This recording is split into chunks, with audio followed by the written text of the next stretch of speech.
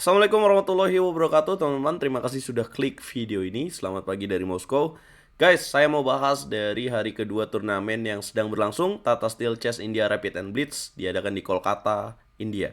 Teman-teman, saya akan bahas partai dari GOAT, Magnus Carlsen melawan Wesley So di hari kedua ini. Teman-teman, ini ada permainan menarik yang dimana mereka mainkan opening yang mungkin kita jarang lihat ya.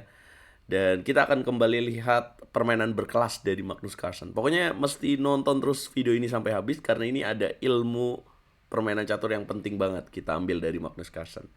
Nah, sebelum itu jangan lupa klik tombol like-nya dulu, share, dan subscribe, dan nyalakan lonceng notifikasi. Biar channel RL Chess berkembang terus dan bisa memberikan dampak terus untuk percaturan di Indonesia.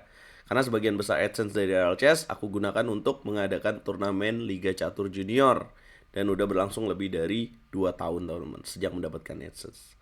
Nah, jangan lupa juga jadi langganan karena kalau kalian jadi langganan keuntungannya apa sih? Dapetin video-video eksklusif yang cuman bisa didapetin kalau kalian langganan. Teman-teman, Magnus Carlsen memulai dengan langkah E4, kemudian Wesley So E5, putih kuda F3 dan hitam kuda F6. Oke lah, ini Petrov defense. Kemudian Magnus makan pion di petak E5. Nah, biasanya kan Petrov defense hitam jalan D6 ya. Kuda F3 terus makan E4 terus putih lanjutin dengan D4 kayak gini. Nah, yang jarang kita lihat adalah di sini Wesley So langsung makan. Kalau kita belajar trap kan mungkin teman-teman pernah lihat nih, trap. Misalkan putih menteri E2, terus hitam kuda F6, terus kena kuda C6 ya. Ini trap yang sering terjadi lah gitu. Nah, ini dimainin sama Wesley So dengan kuda E4. Tapi tentu saja dia nggak langsung mundur kuda F6. Tapi dia di sini menteri E7. Artinya Wesley So di sini ya kita bisa hitung langsung dong. Karena Magnus makan D6, kemudian D4, Wesley So langsung kasih pion ke Magnus Carlsen. Nah, bagaimana Magnus Carlsen merespon permainan yang jarang kita lihat ini? Kemudian Wesley So makan kuda, dimakan lagi, kemudian kuda C6, kuda C3, kemudian ya Magnus kasih pion E5-nya. Tapi Magnus lanjutin dengan ancaman gajah F4, mengancam kuda E5 sekaligus mengancam pion C7. Kalau misalkan di sini hitam jalan gajah D6, maka Magnus sudah siap dengan jalan gajah G3 dulu, menghindari kuda D3. Kemudian ketika hitam rokade, nantinya akan ada jawaban rokade panjang terus kuda B5 gitu teman-teman, atau kuda E4. Ya, pokoknya ini udah jelek banget nih posisi gajah menopang kuda di petak E5 ini. Nah, jawaban dari hitam adalah dengan jalan F6. Kemudian Magnus Carlsen rokade panjang. Kemudian hitam gajah D7. Dan Magnus Carlsen lanjutkan dengan serangan kemana nih kira-kira? Yes, kuda B5 guys. Kuda B5 kenapa Magnus mau nuker gajah dengan kuda? Karena teman-teman harus tahu ya, ini prinsip dasar. Jadi sepasang gajah tuh lebih enak guys daripada kuda dan gajah. Let's say dilanjutkan seperti ini nih. Kemudian C6, Magnus Carlsen akan gajah A4. Kemudian apabila gajah C5 mengancam pion F2, ya benteng H ke petak E1. Nih ngancam E5. Kalau dimakan, lanjutin lagi benteng E2. Nah terus nih rajanya dalam posisi yang kurang aman ya. Makan lagi. Kemudian raja F1, lanjutin lagi benteng F1. Raja G8. Bisa kena skakmat guys. Gajah B3. Nah jadi itu bahayanya kalau misalkan Wesley So mau tuker gajah dengan kuda. Nah karena Wesley So takut ya, kuda B5 mungkin juga, wah gila nih Magnus Carlsen kuda B5 ya. Dia nggak mau, dia jalanin langkah rokade panjang. Wesley So lebih pilih kasih pion daripada kasih sepasang gajah buat Magnus Carlsen. Ya Magnus sikatlah pion di petak A7. Kemudian raja B8, balik lagi kuda B5, kemudian hitam gajah C5, F3. Magnus Carlsen unggul 1 pion, kemudian G5, gajah makan kuda, dimakan lagi, kemudian mundur kuda C3, tujuannya kudanya manuver ke petak E4 ya, kuat banget. Dan juga menopang benteng. Hitam mainkan langkah G4, menusuk lewat sayap raja. Kemudian putih sikat lagi, Wesley So skak dulu, raja geser, dan di sini menariknya Wesley So malah gajah C6. Nah, jadi Wesley So bisa dibilang dia taktikal banget ya, teman-teman ya. Di sini nggak mau langsung ngambil pion G4 karena dia pengen menekan terus petak G2 supaya gajahnya nggak bisa berkembang. Jadi kalau putih di sini, oke lah gue kasih pion G2, terpaksa pilih mengembangkan perwira. Gitu teman-teman. Magnus Carlsen tuker benteng dulu, menyederhanakan permainan ya, udah unggul 2 pion. Kemudian dia lanjutin dengan jalan gajah ke petak D3. Oke lah, emang harus dilakukan ya. Kemudian hitam makan pion G2, dilanjutin lagi dengan benteng E1, gajah F4 menjaga pion E5. Kemudian H4. Ya, H4 dimainkan. Ini ada ancaman pada pion H7, hitam jalan H6. Nah, buat kalian yang mikir gajah G3 tuh kena bukannya? Nah, ini ada jawaban benteng G1 ya teman-teman ya. Jadi ada ancaman balik. Jadi di sini hitam jalan H6, kemudian putih benteng G1. Nah, ini yang krusial di partai Magnus Carlsen lawan Wesley So. Ya, apa langkah terbaik buat hitam teman-teman di sini? Yes, harusnya hitam di sini adalah memilih langkah gajah tarik mundur jauh ya. Gak apa-apa nih pionnya dimajukan dulu. Nanti kalau pionnya maju, dimakan, ada ancaman gajah E3.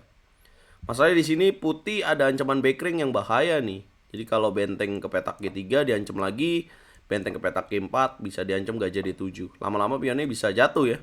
Gajah E3, kalau benteng G2 diancam lagi benteng H8. Nih. Kalau dia jalan A3, gimana tuh? Bisa skak. Sini, skak. Tuh. Enak banget kalau punya sepasang gajah guys. Nah, tapi ketika berpikir udah lama nih, coba lihat ya, waktunya 18 menit.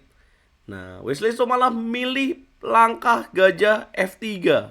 13 menit dia mikir. Blunder guys. Apa blundernya teman-teman? Blundernya, putih bisa mendorong pion dengan nyaman. G5, boom. Yes, kemudian hitam di sini pilih makan lagi. Dan dilanjutin dengan dorong M4. Nah, mungkin kalian bertanya-tanya ya, kenapa pada saat G5 kemudian makan gak dilakukan ancaman gajah ke petak E3? Nah, ini bedanya. Jadi kalau gajahnya berada di petak F3, bakal kena ancam 2 gajah dengan benteng G3. Kalau dilanjutin dengan benteng F8, ya udah pionnya makin lolos. Udah nggak terancam kalau sekarang diancam dengan gajah F2, dorong lagi pion G7. Benteng geser, kena gajahnya. Itu guys bedanya. Jadi kalau kalian punya 2 pilihan nih, ini ilmunya. Kalau kalian punya 2 pilihan petak F3 atau C6, itu mesti dipikirin dengan matang teman-teman. Bahkan Elo rating 2700 saja bisa salah dalam memilih langkah. Dan ini yang sering terjadi pada pemain catur. Ketika ada 2 pilihan, ya salah satunya bagus, salah satunya bisa jadi langkah yang buruk teman-teman. Nah, akhirnya didorong pion G5, kemudian di sini malah dorong pion M4. Ya, malah makin menguntungkan buat putih dengan unggul 2 pion dimakan oleh Magnus Carlsen. Karena kalau benteng G8 juga percuma sih sebenarnya, didorong lagi pion G6. Kalau misalkan dia nunggu dengan benteng G7 di sini, dia tinggal buka loop dulu supaya rajanya aman.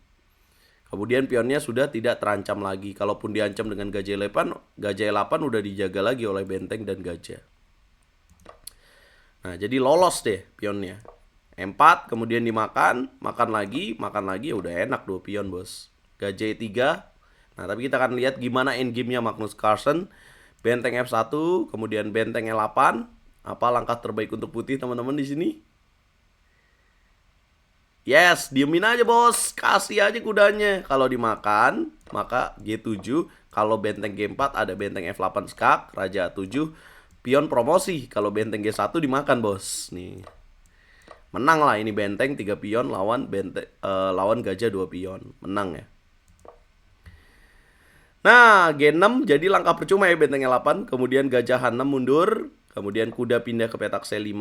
Kenapa kuda nggak ke petak F6? Karena nanti akan terikat semua nih. Kena benteng E6 bos. Jadi nggak bisa jalan. Kalau kuda D7, raja C8, kuda F8. Ya udah dimakan, bisa remis. Ada potensi remis. Nih, karena ini terancam, ini ada ancaman. Kuda C5, kemudian benteng G8, benteng G1, raja C8, benteng G4 naik, kemudian B6, kuda mundur M4 ya. Triknya adalah kalau kalian melawan lawan yang memiliki benteng gajah, taruhnya di petak yang opposite color dengan bishopnya teman-teman, beda warnanya. Jadi nggak bisa diancam. Gajah G7, C3, kemudian raja D7, kuda G3, kemudian benteng H8, kuda naik, kemudian gajah F6, dorong, benteng G8, dan langkah kunci terakhirnya adalah benteng M4. Kenapa tuh dikasih pionnya? Karena kalau dimakan pion racun juga, benteng G4 kena trap lagi. Gile, keren ya. Permainan yang awalnya Magnus Carlsen dikejutkan dengan opening yang aneh, dibalas dengan teknik endgame yang dibuat sederhana dan terlihat mudah oleh Magnus Carlsen. Ya, kesalahan dari Wesley So kita tahu gajah F3 tadi, teman-teman. Dan sekarang Magnus Carlsen masih memimpin sampai selesainya hari kedua. Teman-teman bisa saksikan lanjutannya di YouTube RL Chess. Magnus Carlsen di babak ke-7, tinggal 3 babak lagi, akan melawan Vincent Keimer. Ya, saya rasa akan menang. Tapi nanti di babak ke-9 akan melawan Arjun Erigaisi, guys. Ini dia. Sorry, bukan Arjun Erigaisi. Nanti di babak ke-9 akan melawan Nodirbek Abdusattorov nih, yang menempel ketat di peringkat kedua. Ya, saksikan jam 3:30 ya, kira-kira waktu Indonesia Barat, hanya di YouTube RL Chess. Jangan lupa like, share, komen, dan subscribe kalau mau support aku. Nih, ada milestone di sini support di Rusia. Tinggal klik link yang ada di bawah. Bisa juga lewat super sticker, teman-teman, kalau kalian mau support apresiasi video ini. Kita ketemu di video berikutnya.